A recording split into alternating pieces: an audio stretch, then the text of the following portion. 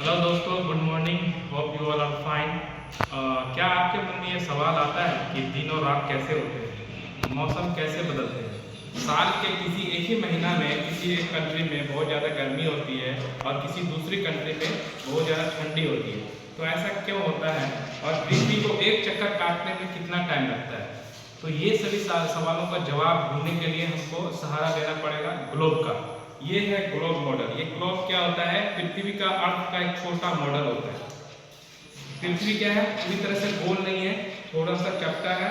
ये पोल पे थोड़ा सा चपटा है और ये सेंटर पे क्या है, थोड़ा सा बलदी है।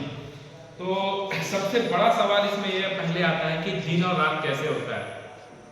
तो दिन और रात समझने के लिए ये ग्लोब मॉडल बेहतरीन मॉडल है जिससे आसानी से समझा जा सकता है। सबसे पहले आपको ये समझना पड़ेगा कि अर्थ क्या है, रोटेट करता है। शायद आपको थोड़ा मालूम भी होगा कि पृथ्वी जो है अपने एक्सिस पे रोटेट करता है। इस तरह से क्या करता है, रोटेट करता है। और सूर्य क्या है, अपना ऑर्बिट में एक जगह पोजीशन में क्या है, स्पेस में फिक्स है। अब सूर्य की रोशनी क्योंकि ये रोटेट कर रही है तो टाइम के रिस्पेक्ट में अलग अलग टाइम पे पृथ्वी के अलग अलग हिस्से में रोशनी प्रोवाइड करेगा। तो जो एरिया सन के फेसिंग में आएगा, जहाँ पे सूरज की रोशनी आएगी, उस भाग में क्या होगा, दिन होगा। तो इसके लिए समझने के लिए हम इमेजिन कीजिए कि हम रूम में हैं और इस रूम में क्या है, लाइट है। लाइट नहीं, अंधेरा है, कंप्लीटली अंधेरा है। तो हम एक टॉर्च जला के देखेंगे। कम हियर, टॉर्च जला के देखेंगे और कि कैसे दिन और रात होता है। अभी फिलहाल इंडिया में क्या है कि दिन है, ठीक है। इंडिया में क्या है, ये दिन है। ये इंडिया का नक्शा है। तो इस पे लाइट फोकस करो और पीछे। तो मतलब ये है कि इंडिया का भाग अभी ऐसा है कि सूरज की रोशनी इस पे पड़ रही है। तो इसलिए क्या है, इंडिया में अभी दिन है। और इसके अपोजिट में क्या है, अमेरिका है। देखो, इसके अपोजिट में जस्ट क्या है, अमेरिका है। तो अमेरिका में अभी क्या होगा ना, अभी रात होगा, करीब करीब आई थिंक 10 बज रहा होगा रात। तो एक ही टाइम पे पृथ्वी का वह भाग जिसपे सूरज की रोशनी आ रही है, उस भाग पे क्या होगा, वो दिन होगा, उजाला होगा। और उसके पीछे वाले भाग में क्या होगा, अंधेरा होगा। तो वो भाग क्या हो गया, रात हो गया। फिर ये धीरे धीरे क्या होगा, रोटेट करते करते करते ऐसे तिरछा जो लाइट आएगा, जब इस पे इंडिया में तिरछी लाइट आएगी तो उस टाइम पे क्या होगा, शांत होता हो रहा होगा। फिर ये पूरी तरह से पीछे चला जाएगा, तब पूरी तरह से डार्क हो जाएगा, कोई भी लाइट की रोशनी नहीं आएगी। तो उस टाइम पे क्या हो जाएगा, इंडिया में क्या हो जाएगा, अंधेरा हो जाएगा। 12 घंटा के बाद इंडिया में क्या हो जाएगा, अंधेरा हो जाएगा। और ये यूनाइटेड स्टेट ऑफ अमेरिका पूरा रोटेट होकर के ये सूरज की रोशनी के फेसिंग में आ जाएगा। तो यहाँ क्या हो जाएगा, दिन हो जाएगा। तो इस तरह से दिन और रात का होना होता है। और आपको ये मालूम होना चाहिए कि पृथ्वी अपना एक्सिस पे कितना स्पीड से घूमता है, 1674 किलोमीटर प्रति घंटा। ये जो भूमध्य रेखा है ना, यहाँ पे पृथ्वी की जो स्पीड है घूमने की कितना है, 1674 किलोमीटर प्रति घंटा।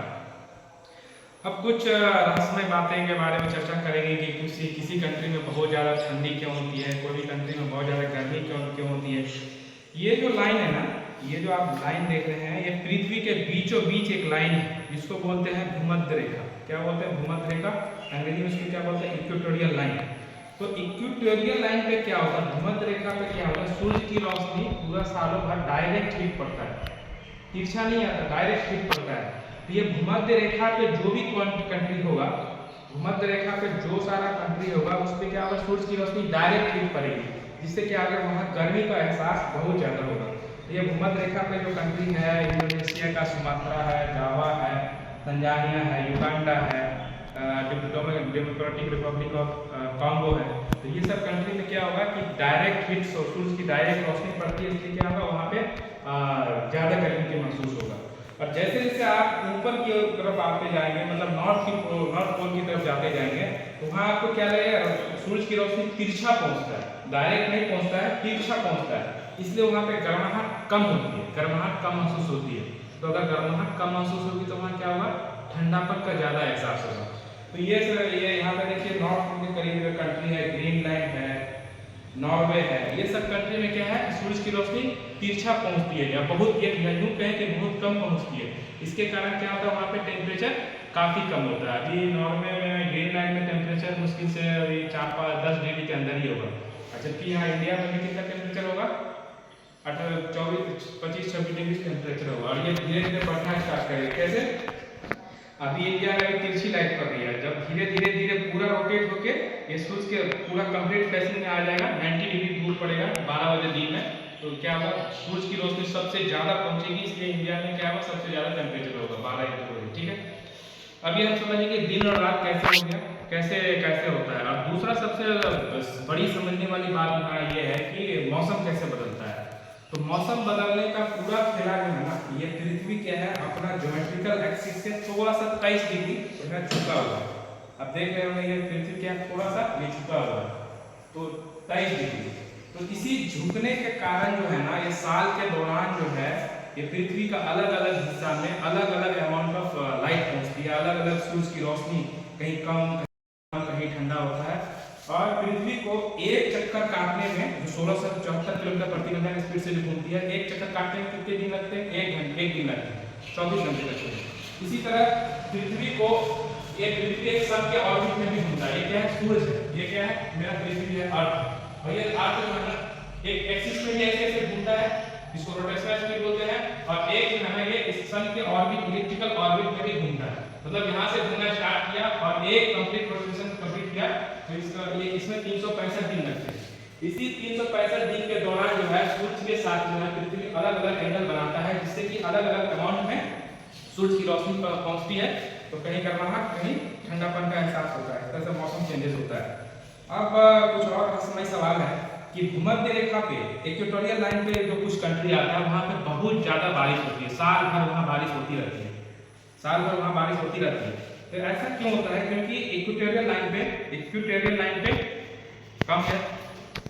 इक्वेटोरियल लाइन पे क्या होता है ना, सूरज की रोशनी बहुत ज़्यादा पड़ती है, बहुत ज़्यादा रोशनी पड़ने से क्या होगा, वहाँ पे गर्माहट बहुत ज़्यादा होगी और गर्मी का एहसास ज़्यादा होता है, तो वहाँ पे क्या होता है, पानी भाप बन के उड़ जाता है, पानी भाप बन के उड़ेगा, फिर क्या हो जाएगा, जो है बादल बनेगा, बादल बनने के बाद क्या हो जाएगा, फिर बारिश होना स्टार्ट हो जाएगा। और अगर कोई पूछे कि ये पृथ्वी पे एक चक्कर काटने में सबसे लंबी दूरी तय की ये दूरी कौन सा होगा, तो वो भूमध्य रेखा पे कहीं से अगर चलना स्टार्ट करते, मान के चलो यहाँ है, मान के चलो यहाँ कोई भी कंट्री ले लेते हैं, कांगो ले लेते हैं, यहाँ से हम चलना स्टार्ट किए, पूरा एक रिवॉल्यूशन कंप्लीट करने के बाद हम फिर कांगो में आ गए। तो इक्वेटोरियल लाइन पे जब कोई भी बंदा मूव करेगा, चलेगा पृथ्वी के चारों ओर, सबसे लंबी दूरी होगी, और वो कितना होगा, करीब 40,075 किलोमीटर करीब होगा। अगर इसको पैदल चलने की कोशिश करोगे तो कंटिन्यू बिना सोए हुए, बिना खाए हुए, बिना ठहरे हुए करीब 365 दिन लग जाएंगे। अगर कोई बोलेगा कि हम फ्लाइट से ट्रैवल करेंगे, तो सबसे तेज उड़ने वाली फ्लाइट है बोइंग 747 मैक्स, जिसकी स्पीड 925 किलोमीटर प्रति घंटा है। तो उससे आप इस पृथ्वी के 4 और चक्कर काटने की कोशिश करोगे तो ये करीब 2 दिन लग जाएगा बिना रुके। लेकिन बिना रुके 1, 2, 3, 4 बार तो रुकना ही पड़ेगा, क्योंकि बोइंग 747 मैक्स की जो फ्यूल टैंक की कैपेसिटी होती है 13,000 किलोमीटर है। तो मतलब कि 13,500 किलोमीटर का पार होती है दुनिया के किसी दूसरी कंट्री में, फिर उसको लैंड करना पड़ेगा, फ्यूल भराना पड़ेगा, फिर टेक ऑफ करना पड़ेगा। तो इस तरह से सारा टाइम को एक्यूमुलेट करें तो करीब 4 से 5 दिन में बोइंग 747 मैक्स जो है फ्लाइट जो है पृथ्वी का एक चक्कर काट देगा। और दूसरा सबसे बड़ा रहस्यमय सवाल ये है कि कोई अगर सोचेगा कि पृथ्वी पे सबसे बड़ा गड्ढा कितना डेप्थ का, कितने गहराई का गड्ढा खोदा जा सकता है, तो ये आपको जवाब मिलेगा कोई भी इक्वेटोरियल लाइन पे जो है कहीं से आप पकड़ लीजिए, आप यहाँ से गड्ढा स्टार्ट किया खोदना। हालांकि गड्ढा खोदना पृथ्वी के इस पार से उस पार पॉसिबल नहीं है, लेकिन हाइपोथेटिकल कंडीशंस में हम एज्यूम कर सकते हैं। तो यहाँ पे हमने गड्ढा खोदना स्टार्ट किया, तो कहाँ निकलेंगे, बाहर, इसके डायरेक्टली अपोजिट में, और ये कितना किलोमीटर होगा, 6400 किलोमीटर होगा। तो ये भी मन में ये भी सवाल होगा कि अगर पूरा गड्ढा खोदते खोदते पृथ्वी के उस पार हम निकल जाएंगे तो वहाँ क्या होगा, क्या हम नीचे गिर जाएंगे? नहीं, उधर क्या है, मान के चलो यहाँ से आपने गड्ढा खोदना स्टार्ट किया तो पृथ्वी के इस भाग पर दूसरे कंट्री में जाकर के हम निकलेंगे। तो पृथ्वी क्योंकि अपना सेंटर की तरफ एक फोर्स लगाता है, जिसे ग्रेविटेशनल फोर्स कहते हैं, इसके कारण क्या होता है, हम पृथ्वी से बंधे हुए रहते हैं और पृथ्वी से हम बाहर नहीं निकलते। तो ये रहा पृथ्वी के बारे में कुछ रोचक जानकारी। अगर इससे बहुत सारे क्वेश्चंस, बहुत सारे बातें समझा जा सकता है। वीडियो बहुत लंबा हो जाएगा, अभी वीडियो पॉज करते हैं। अगर इससे रिलेटेड कोई और इंटरेस्टिंग सवाल होगा, you can ask, I would like to highlight in another video. Thank you.